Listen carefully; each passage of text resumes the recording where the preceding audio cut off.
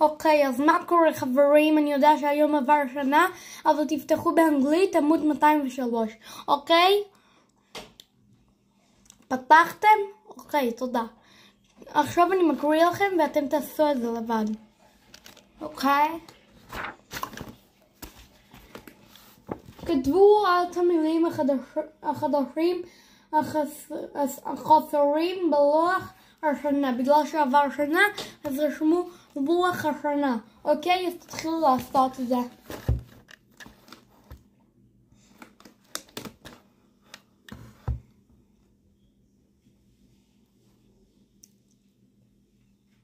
סיימתם? אוקיי, תודה. אז יאללה. עכשיו אני אקריא לכם את העבודה האחרונה, ועמוד 204 יהיה לכם שיעורי בית. כתבו את האותיות לפני המספרים וגלו מתי יום ההולדת של ג'ימי.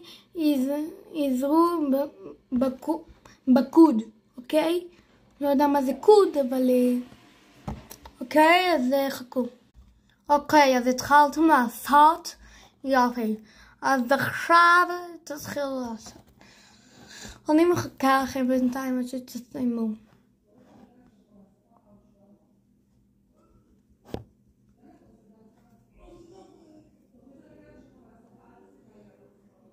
יאללה, סיימתם? אוקיי, תודה. אבל שימת את העבודה למטה? אוקיי. אז יאללה, עמוד 204 שיעורי בית, אוקיי? יאללה.